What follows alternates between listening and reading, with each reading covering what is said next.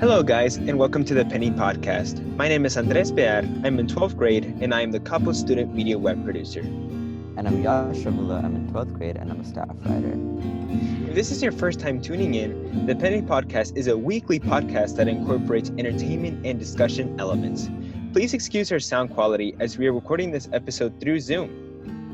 This week, our CSM highlight goes to Laasya Achanta for her article, The Kite Runner, The Blackboard Jungle, diverse book demonstrating equal important lessons, published under our Arts and Entertainment section.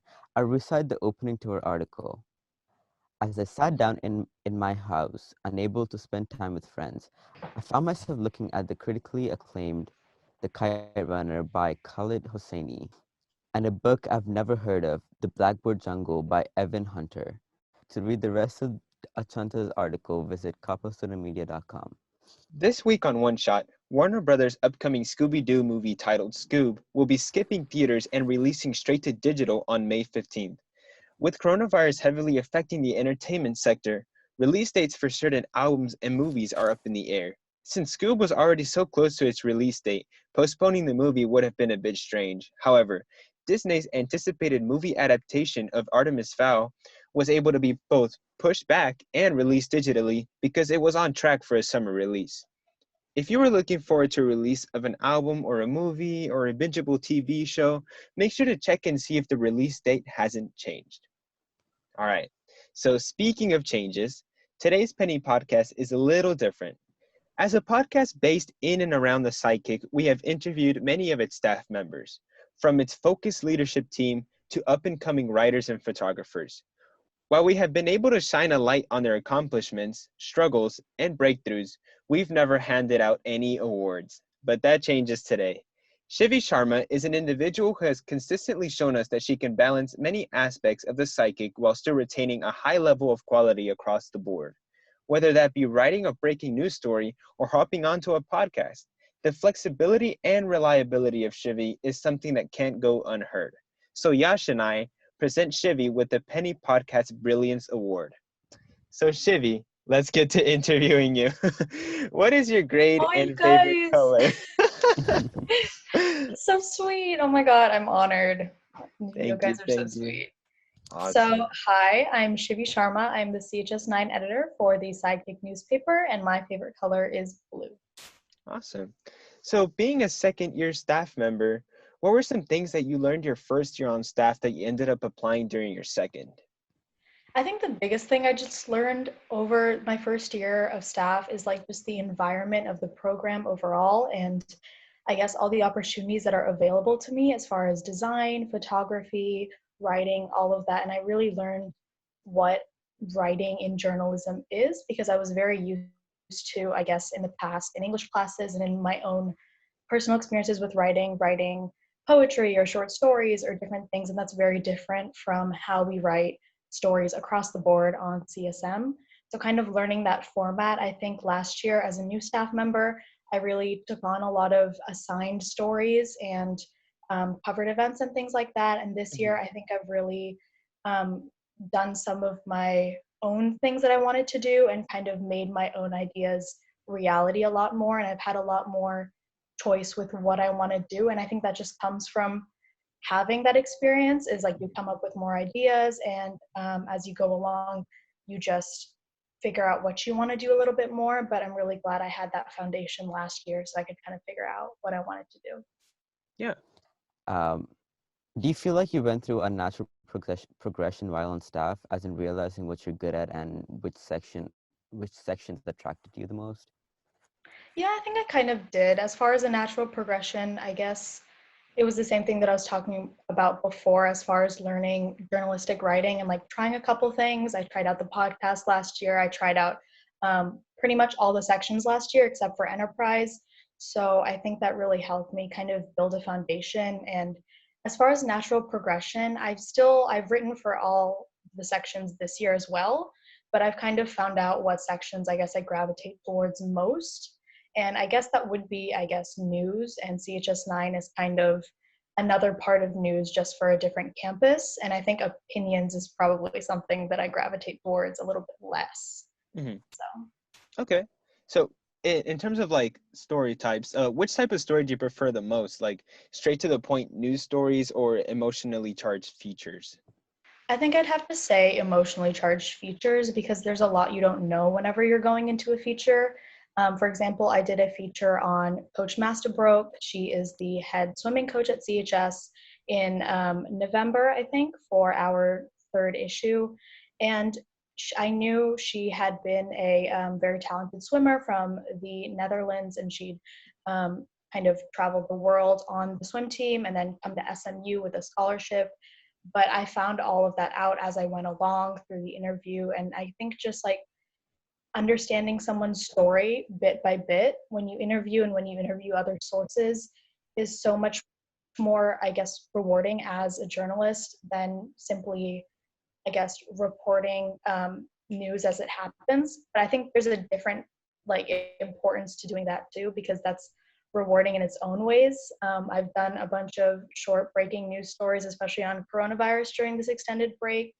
And it's really rewarding to get that in like 2 hours, 3 hours, and just get that published in our site real quick. But I think emotion is just important in every story, and that's what drives every story. Hmm. For example, it's like, oh, graduation was canceled. Yeah, that's a big thing. It's never happened before to our knowledge, I guess. But in the context of like, what does this mean to seniors? Why is this important? Why were people looking forward to this? I think that's what contextualizes a story and really gives it importance to the readers. Yeah, I like how you mentioned the importance. I feel like when you're writing for like each section and differently, it's almost like you're putting yourself in a different mindset for each one. Um, yeah, so I think that matters a lot, like kind of honing into what exactly you want the story to be. Yeah, Super for sure. I cool. definitely agree. I think especially our opinion section is a good example of that. Like news and opinions, if you look side by side, they should be different writing styles. And I think news, we have some really good to the point, concise information. And then opinions, we have a lot of more personal stories and imagery and things like that. So I think we do a good job of that overall. Yeah, for sure. Okay, so describe your position on staff as CHS9 editor. What does that entail and how is it different from the other leadership positions? So my role as CHS9 editor involves coordinating and producing or helping produce all of the content related to the ninth grade campus in Coppell. So that includes videos and features on students and teachers, and just kind of being the beat reporter, which basically means that is my section. So whenever an event happens there, I'm the point person. I'm the one that needs to assign all of that content, and that includes updating people on the podcast and updating people on news at CHS9. So I feel like that's different from other leadership positions. I guess the biggest and most obvious way is that it's at a different campus, and that's unique because all of our other sections more or less kind of take place at CHS. And I think that's what really makes the job unique, is that the fact that it's at a different campus, we don't have as much know-how as to who goes there and like what happens there. And I think that's what makes the job very unique, because I have to maintain a lot more communication with teachers, principals, students, things like that. And it just makes it different because ideas are a little bit harder to come across. I've been using, I guess, social media a lot this year, as I figured out that that was a really good place to go, like their Twitter and things like that, where they post students of the month, teachers of the month, and they honor people. I think that's been a really good source to kind of get features and get ideas of people that are worth celebrating. Yeah, with CHS9 just being such a new school and the CHS9 section being completely new for this year, how was it like to kind of establish yourself? As you said, it was really unique for you, but how was it like to like establish yourself as some sort of voice for this school? Like, did you run into any roadblocks aside from just not being able to walk there, basically? Mhm.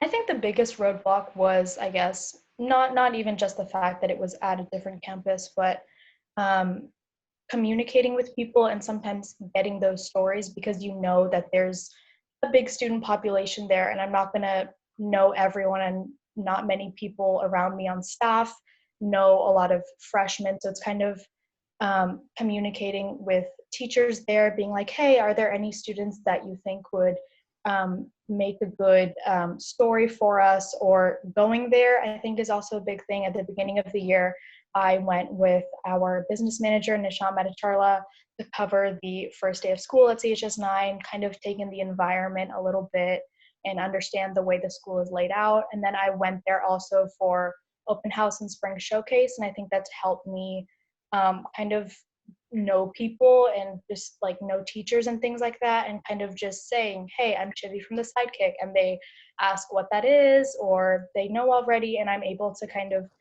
connect with them about our publication and, like, I guess, for lack of a better word, advertise the publication a little bit more, that, hey, this exists and this is something that you can contribute to or look at or enjoy.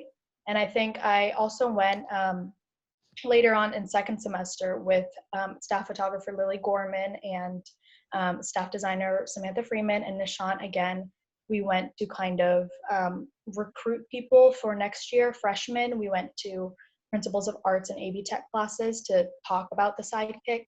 And I think that was a really big way that I was able to talk to people. I got some story ideas, and as they were kind of brainstorming stories and understanding our program, I was able to ask them, like, what do you think are the most unique parts of CHS9? And what are your biggest questions about CHS? And kind of understand the perspective of freshmen and this class of freshmen a little bit more.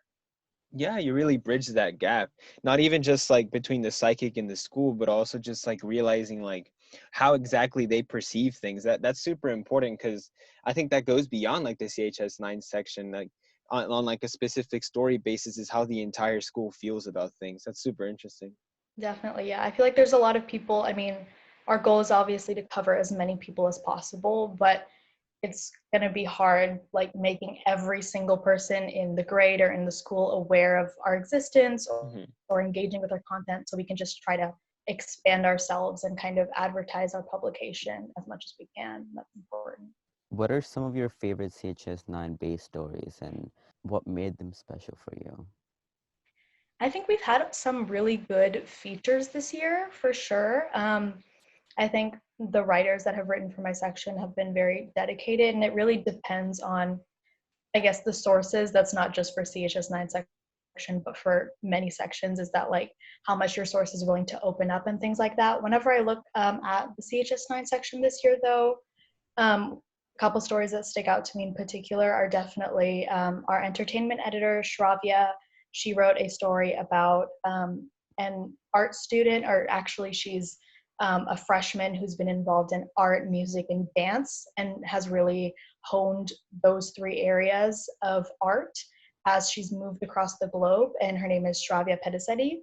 And I think that feature was great because it really told a story and encapsulated all three of those interests. And I think I remember editing that story and looking at the quotes and being like, wow, these quotes are very detailed and emotion filled. And it's hard to know with students. I feel like in general, some are more willing to open up than others in interviews. And I think you can definitely tell when you're reading a story how, I guess, long the interview was and how comfortable that person felt talking about themselves and their lifestyle. So I think that was a really big thing. And then whenever I look at our section, I also more recently see a story published about Mr. Wang. He's a GT geometry teacher at CHS9, and our staff writer, Akila Gunturu, wrote that story. And I know she worked very hard on it, and I think it was really unique because the kind of premise of that feature was that his students have kind of named themselves the Wing Gang over last year and this year, and kind of made some merchandise, a game, a bobblehead, shirts, things like that, to kind of honor him and his personality. And I think it's really unique. And Mr. Wang opened up a lot in the interview itself, and you could see that. And I think that's what makes the best CHS9 stories and stories in general, for sure. Yeah. Do you feel like you have like a direct line of communication with the writers for your section? I mean, as far as getting writers for stories, I think I'm able to I think it's might be a little bit harder sometimes because first of all, I don't have as many, I guess, leads, and it's harder for writers to kind of come to me with stories at times because they don't go to that school. So I haven't had a lot of writers come to me with ideas, but I think I've had a pretty good line of communication with my writers as far as, um, especially going into later in the year when they, especially first year members, got a lot more comfortable with conducting phone interviews and contacting sources. I think writing for the CHS 9 section is a really good exercise in communication because usually all of your sources are off campus. So interviews are phone interviews and email communication and things like that. So Mhm. I think it's been pretty good. But before we were so rudely interrupted by coronavirus, how are you planning to cap off your first year as CHS 9 editor? Were there like any plans to make any transition stories where you talk to CHS 9 students about their upcoming move to CHS? Yeah, I think I was definitely planning that a little bit. I didn't want to go too heavy on that because I feel like that is something that happens every year, but I think it is a very big deal because it's such a big part of the nature of the school is that they're at the ninth grade center for a year and then they come to this much bigger school no matter how they felt about the ninth grade center or their time there. It's a really big transition to go from one school to another, from being a freshman to a sophomore in a way that it wasn't before the ninth grade center was created. So yeah, I was definitely I was hoping to make a video about it and kind of get people's opinions. And I'm not sure about the video happening, but I think I will still try to plan a story with sources I've had over the years in conducting phone interviews and things like that. Um, I think it's definitely important. They had this thing at the end of the year, an end of the year celebration that they had planned that they did last year, I guess, because last year was the first year.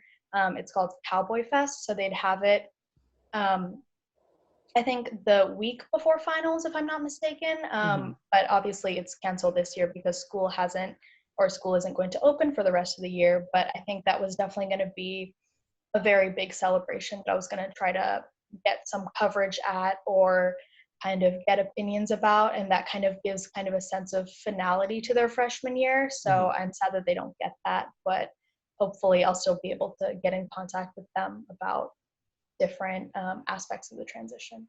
Yeah, it seems super rough for them, especially because they were in the school for even less than 1 year. Like that is crazy. Exactly. It's Yeah, definitely a I big feel like they haven't change. really experienced like the high school. I don't know. Even Hmm. ninth grade is actually high school, but like I don't think they've actually Hmm. experienced it because it was cut short. Yeah, Yeah. cut short. Yeah.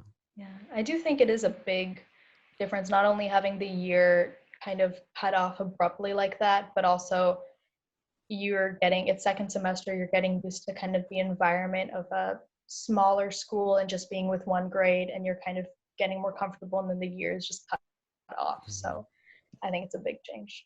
Yeah, and getting ready for the transition as well. Like that was taken away from them, but I'm sure they're managing for Mm-hmm. sure. We've seen you written a lot of breaking news story, especially this month, and this big center spread around coronavirus. What is your writing process like, and were things a bit more serious than usual because you're writing about coronavirus? I think it was, I guess, as far as more serious, I would say that like be I had to maintain professionalism, and I was contacting a lot of adults about sensitive topics, and I had to kind of understand if a source didn't get back to me, things like that, because it's definitely a really weird time. And I think it's not more difficult to do breaking news right now, but because you can't physically go to anyone or go anywhere, if you're shooting emails, you can't fully expect people to respond to you in that 2 to 3 hour time window that you have, or um, kind of just work to your advantage. And that's true for any breaking news story that you write, whether or not there's coronavirus. But I think it was definitely knowing that people would have trouble responding to me, and I had to work around that sometimes. So kind of using the sources that I had, and kind of talking to staff as well. I know talking to the editors, I've definitely asked for many sources for breaking news stories, or gotten student sources and just had quick phone interviews and things like that. But as far as writing process, the writing process for Center Spread was definitely a lot different than the writing process for shorter breaking news stories. But as far as breaking news stories go, I think whenever I guess learned about the piece of news that I was trying to contextualize and write the story about, like SAT, ACT exam cancellations or STAR exam cancellations or IB exam cancellations or graduation being canceled. Um, I always did a little bit more research, whether that's seeing Springer's email or kind of just like looking up what ACT.org and College Board have to say about their own cancellations, things like that. So I can make sure to include links and different things for our readers to click on and get more information. And I've just kind of prep my questions in general before phone interviews. And I think the biggest thing that I was talking about a little bit before too is with your phone interviews, you want to include that emotion. It's like, how do students feel about preparing for these exams that just abruptly got canceled? Or how do administrators or school board members feel about these big STAR exams that people prepare for all year being taken away? So I think it's important to have that emotion in your quotes in breaking news stories, even if you aren't going to have like 3 to 5 sources sometimes because you're operating on such a narrow time window. Mm-hmm. And then as far as Center Spread, that was definitely a much longer process. I would definitely say that that is the story that I'm most proud of currently writing for the Sidekick right now. And I do think it was probably the most challenging story for me in a way, because I wrote an enterprise story earlier this year about kind of teens in social media and how some teens are making money off of social media and creating almost businesses for themselves. So I think that was taking a smaller idea and kind of expanding it. And with coronavirus, it's been kind of taking this broad idea that's taking over everyone's lives and affecting people across the globe and really like narrowing it down to Capel. Throughout my entire story. And there's just so many ways that it affects everyone and affects Capel. So I think narrowing it down to those 3 sections that I had was very difficult. And I contacted a lot of sources and I did a lot of interviews. But overall, I think the writing process was a lot of just, for me, editing is just the best part. So I think like for myself, self-editing, just put down as much as I can, put down whatever feels right. And then as I revise and I edit, the story gets better before I send it off to official edits from Pramika and Nick and everyone and Mr. Wofford, and then get their feedback as well. So it was definitely a very long process, but I'm really proud of how it turned out. Oh yeah, it's a great story. Thank I love you. how you structured it. So awesome.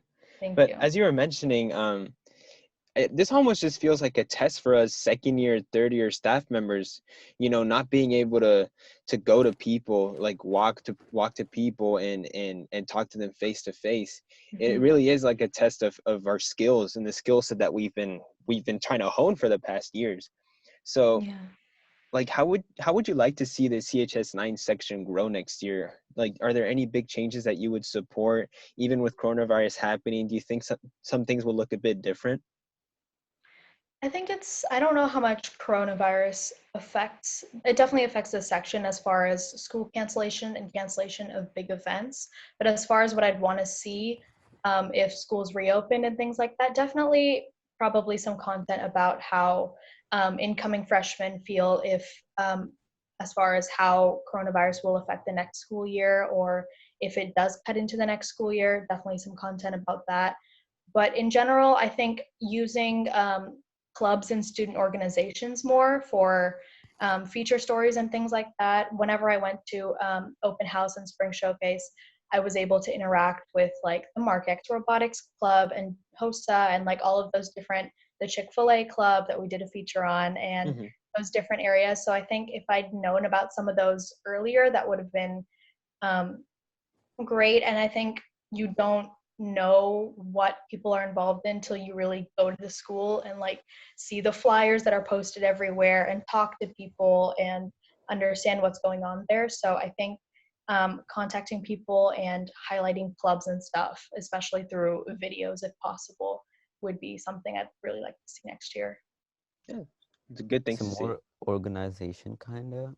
Yeah, for sure. I think because freshmen only have 1 year at that school, clubs Mhm. are kind of formed by them later in the year, and people are kind of settling into everything. So sometimes it's hard to catch people, um, I guess, at the beginning of the year and really understand what's going on with the school because things haven't really solidified, and the culture of, I guess, that class of freshmen hasn't really solidified yet. So kind of catching them throughout the process and throughout the year is really important.